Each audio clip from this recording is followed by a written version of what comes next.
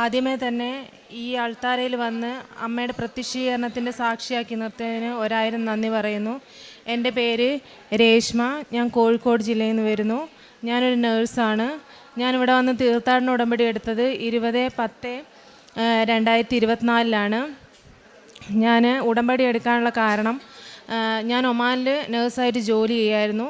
എൻ്റെ കോൺട്രാക്റ്റ് തീരാൻ 3 മാസം സമയമുള്ളപ്പോൾ കുറച്ച് പേര് പറഞ്ഞു കുറച്ച് പേരുടെ ഒന്നും കോൺട്രാക്റ്റ് പുതുക്കുന്നില്ലെന്ന്. ഞാൻ HR പോയി. അവിടെ പോയി നോക്കിയപ്പോൾ അതിലെൻ്റെ പേരില്ല. കുറേ പേരുള്ളതിൽ എൻ്റെ പേരില്ല. അങ്ങനെ എന്ത് ചെയ്യണമെന്ന് എനിക്കറിയില്ല. കാരണം എനിക്ക് ഒരുപാട് നാട്ടിൽ കുറേ കടബാധ്യതകളുണ്ട്. വീട് പണി നടന്നുകൊണ്ടിരിക്കുകയാണ്. എൻ്റെ ഹസ്ബൻഡ് കൊച്ചും ഒമാനിൽ വന്ന് ഒരു 2 മാസം മുന്നേ തിരിച്ചു പോയിട്ടേ ഉള്ളൂ. ഹസ്ബൻഡിനപ്പം ജോലിയില്ല. ഞാൻ എന്ത് ചെയ്യണമെന്ന് എനിക്കറിയില്ല. ആ അവസ്ഥ ഇപ്പോഴും എനിക്ക് ചിന്തിക്കാൻ പറ്റാത്ത അത്രയും വിഷമമായിട്ടുള്ളൊരു സാഹചര്യത്തിലൂടെ ഞാൻ കടന്നുപോയി. എൻ്റെ പ്രാർത്ഥന, ഞാൻ എപ്പോഴും പ്രാർത്ഥിക്കുന്ന ആളാണ്. ഞാൻ ബൈബിൾ വായിക്കാതായി, പ്രാർത്ഥന ചൊല്ലാതായി, ഞാൻ എൻ്റെ റൂമിലുള്ള ഈശോയുടെ രൂപത്തിലോട്ടേക്ക് ഞാൻ നോക്കാതായി. കാരണം എനിക്ക് അത്രയും വിഷമമായിരുന്നു. എന്തിനാ എന്നോടിങ്ങനെ ചെയ്തതെന്ന് ആലോചിച്ചിട്ട് അത്രയും ബാധ്യത എനിക്കുണ്ടായിരുന്നു. ചേച്ചി എന്നോട് പറയുന്നത്, കൃപാസനം എന്ന് പറഞ്ഞ ഒരു പള്ളിയുണ്ട്, നീ ഓൺലൈൻ ഉടമ്പടി എടുത്ത് പ്രാർത്ഥിച്ചു നോക്കുന്നത്. അങ്ങനെ ഞാൻ ഓൺലൈൻ ഉടമ്പടി എടുത്തു. അതിനുശേഷം ഒരു ഏജൻസീനെ എനിക്ക് കിട്ടി. അവർ സൗദിയിലേക്കുള്ള ഒരു വേക്കൻസി ഉണ്ടെന്ന് പറഞ്ഞു, മുംബൈയിൽ വെച്ചാന്ന് പറഞ്ഞു.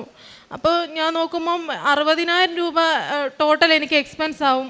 മുംബൈയിലേക്ക് ഞാൻ ഒമാനിൽ നിന്ന് പോകാനും എൻ്റെ ഹസ്ബൻഡ് കോഴിക്കോട് നിന്ന് മുംബൈയിലെത്താനും ഞങ്ങൾക്ക് അവിടെ 2 ദിവസം സ്റ്റേ ചെയ്യാനും എനിക്ക് തിരിച്ച് ഒമാനിലേക്ക് പോകാനും ഹസ്ബൻഡ് തിരിച്ച് നാട്ടിലേക്ക് പോകാനും ഒക്കെ ഒരു 60,000 രൂപേൻ്റെ ചിലവാകും. ഞാൻ അമ്മയോട് ഇത്രയേ പ്രാർത്ഥിച്ചുള്ളൂ, എനിക്ക് ഇൻ്റർവ്യൂ കിട്ടില്ലെങ്കിൽ എയർ ടിക്കറ്റ് എടുത്തത് പോട്ടെ, ഞാൻ ആ ഒമാനിലെ ഇൻ്റർനാഷണൽ എയർപോർട്ടിൽ എത്തുന്നതിന് മുന്നേ, ബോർഡിങ് എടുക്കുന്നതിന് മുന്നേ എനിക്ക് ഇൻ്റർവ്യൂ കിട്ടില്ലെങ്കിൽ എന്നെ കടത്തി വിടരുതെന്നാണ് ഞാൻ അമ്മയോട് ആകെ പ്രാർത്ഥിച്ചത്. എല്ലാവരും എന്നോട് ചോദിച്ചു ഇത്രയും വലിയ റിസ്ക് എടുക്കണമെന്ന്.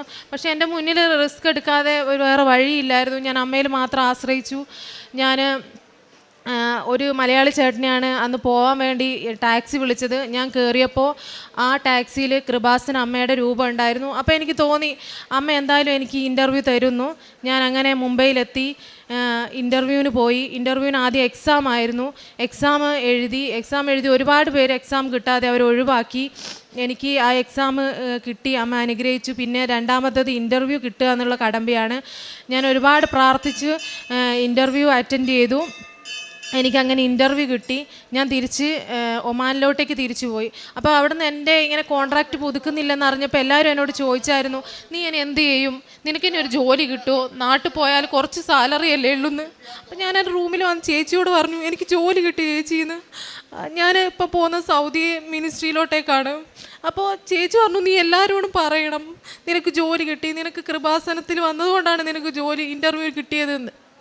അങ്ങനെ ഞാൻ അവിടെ നിന്ന സമയത്ത് എല്ലാവരോടും ഞാൻ പറഞ്ഞിട്ടുണ്ടായിരുന്നു, ഞാൻ കൃപാസനത്തിൽ ഉടമ്പടി എടുത്താണ്, എനിക്ക് അമ്മ തന്നതാണ് ഈ ഇൻ്റർവ്യൂ കിട്ടിയത്. അവിടെ നിന്ന് നാണിച്ച് തലതാഴ്ത്തി വരേണ്ട ഒരവസ്ഥയിൽ അവിടെ നിന്ന് മറ്റൊരു രാജ്യത്ത് നല്ലൊരു ജോലി കിട്ടി എനിക്ക് അവിടെ നിന്ന് വരാൻ പറ്റി.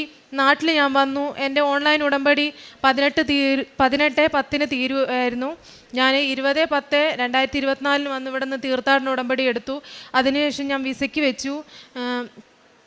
അതിനുശേഷം പരീക്ഷ ഉണ്ടായിരുന്നു എനിക്ക്, പ്രോമെട്രിക് എക്സാം. അപ്പോൾ ഞാൻ പത്തനംതിട്ട ഒരു സ്ഥാപനത്തിലാണ് പഠിച്ചത്. അപ്പോൾ അവിടെ 2000 ക്വസ്റ്റ്യൻസ് നമുക്ക് തരും, അത് പഠിക്കണം എന്നായിരുന്നു. അപ്പോൾ ഞാൻ മെല്ലെ ഒന്ന് ചിന്തിച്ചു, ഈ 2000 ക്വസ്റ്റ്യന് തന്നു കഴിഞ്ഞാൽ എവിടെയാണ് അമ്മ എന്നെ രക്ഷിച്ചതായിട്ട് എനിക്ക് തോന്നുകയെന്ന് ഞാനൊന്ന് മനസ്സ് ചിന്തിച്ചു. അങ്ങനെ ഞാൻ എക്സാമിന് ചെന്നൈയിലാണ് പോയത്. മുന്നേ ഒമാനിൽ പോയ സമയത്ത് ആദ്യത്തെ പരീക്ഷയിൽ എനിക്ക് കിട്ടിയില്ലായിരുന്നു. അതും ഞാൻ ചെന്നൈയിൽ വെച്ച് എക്സാം എഴുതിയാണ്. ഇതേ സെയിം എക്സാം സെൻറ്ററാണ്. അങ്ങനെ ഞാൻ ചെന്നൈ പോയി.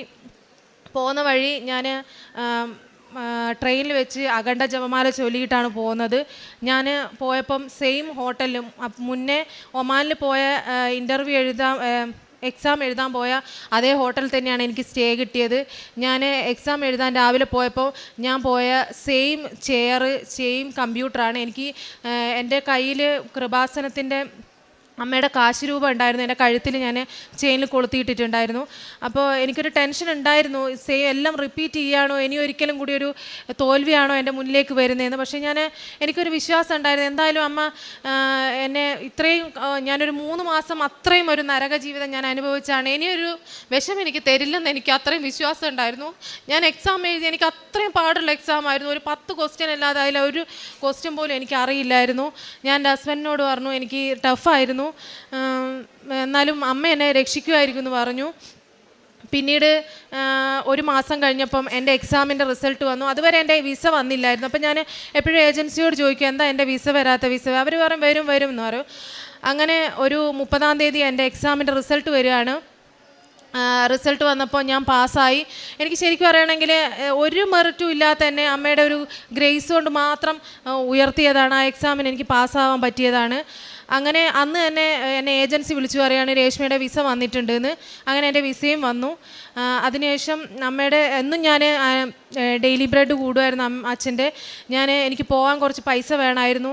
അതെങ്ങനെ കിട്ടും എന്നുള്ള യാതൊരു വിധ ഐഡിയ എനിക്കില്ലായിരുന്നു, എവിടെ നിന്ന് കിട്ടുമെന്ന്. അതിനൊക്കെ വേണ്ടി ഞാൻ എന്നും അതിൽ പ്രാർത്ഥിക്കുമായിരുന്നു.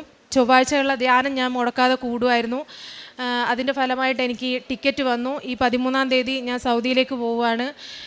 ഞാൻ എപ്പോഴും അമ്മയോട് ചൊവ്വാഴ്ചയുള്ള ധ്യാനത്തിൽ അതിലൊരു കമൻ്റ് ഇടുന്നത്, എന്നെ ഈ പ്രത്യക്ഷീകരണത്തിൻ്റെ സാക്ഷിയായി ഈ അൾത്താരയിൽ എന്നെ നിർത്തണം എന്നാണ്. എനിക്ക് ഒരുപാട് പരിമിതികളുണ്ടായിരുന്നു, കുറേ കാര്യങ്ങളൊന്നും എനിക്ക് ചെയ്യാൻ പറ്റിയിട്ടില്ല.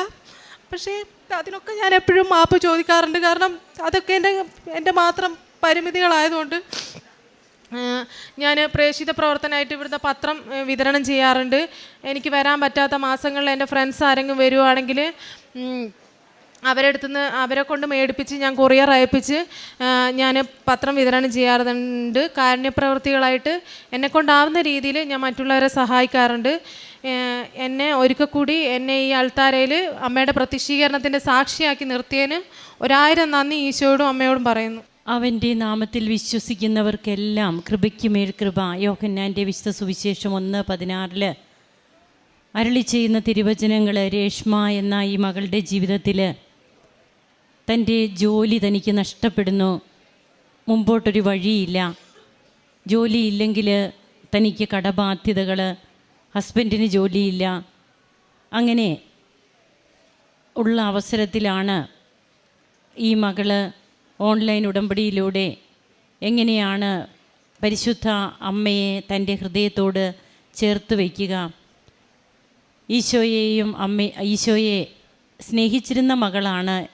തൻ്റെ മുറിയിൽ ഈശോയുടെ രൂപമൊക്കെ ഉണ്ടായിരുന്നു എന്ന് ഈ മകൾ പറയുന്നുണ്ട്. എന്നാൽ തൻ്റെ ജീവിതത്തെ കുറച്ചുകൂടി എങ്ങനെയാണ് ദൈവോന്മുഖമാക്കി മാറ്റിയത് ഈ ഉടമ്പടി എന്ന് രേഷ്മയുടെ വാക്കുകളിൽ നിന്ന് തന്നെ വ്യക്തമാണ്. തനിക്ക് ആരുമില്ലാതിരുന്ന അവസ്ഥയിൽ ജീവിതത്തിൽ നാം ഒറ്റപ്പെട്ടു പോകുന്ന സാഹചര്യങ്ങൾ, ആ സാഹചര്യങ്ങളിൽ ആരുമുണ്ടാകില്ല. അപ്പോഴാണ് പരിശുദ്ധ അമ്മ നമുക്ക് കൂട്ടും തുണയുമൊക്കെ ആയിട്ട് വരുന്നത്. അമ്മ പറയും, നോക്കിക്കേ, നീ ഒറ്റയ്ക്കല്ല, എൻ്റെ പുത്രനുണ്ട്, നീ ഒന്ന് വന്നാൽ മതി കൃപാസനത്തിലേക്ക്, ഉടമ്പടി ജീവിതത്തിലേക്ക് നീ ഒന്ന് വന്നാൽ മതി എന്ന്. അങ്ങനെ എത്രയോ മക്കൾ മറ്റുള്ളവർ പറഞ്ഞിട്ടാണ് നാം കൃപാസനത്തെക്കുറിച്ച് അറിയുന്നതെന്ന് നാം ചിന്തിക്കുമ്പോഴും പറയുമ്പോഴും ഈ മറ്റുള്ളവരല്ല, അമ്മ തന്നെയാണ് നമ്മെ കൃപാസനത്തെക്കുറിച്ച് അറിയാനിടയാക്കുന്നത്. അങ്ങനെയാണ് കൃപാസനത്തിലെ ഉടമ്പടി ജീവിതത്തിലേക്ക് ഓരോ വ്യക്തികളും കടന്നു വരിക. ഇവിടെ അമ്മയുടെ പ്രത്യക്ഷീകരണത്തിൻ്റെ സാക്ഷിയാക്കി എന്നെ മാറ്റണം, അതായിരുന്നു രേഷ്മയുടെ ഏക പ്രാർത്ഥന. ഇന്ന് അമ്മ എങ്ങനെയാണ് ഈ മകളെ തൻ്റെ പ്രത്യക്ഷീകരണത്തിൻ്റെ സാക്ഷിയാക്കി താൻ പ്രത്യക്ഷപ്പെട്ട അൾത്താരയിൽ, സ്വർഗം തുറന്നു വന്ന അൾത്താരയിൽ അമ്മ നിർത്തിയിരിക്കുന്നത്. തൻ്റെ നഷ്ടപ്പെട്ട ജോലി തനിക്ക് ആ ജോലി തനിക്ക് നഷ്ടപ്പെടുമ്പോൾ അതിനേക്കാൾ നല്ല ഒരു ചാൻസ് അമ്മ തനിക്ക് വേണ്ടി ഒരുക്കിയിരുന്നു.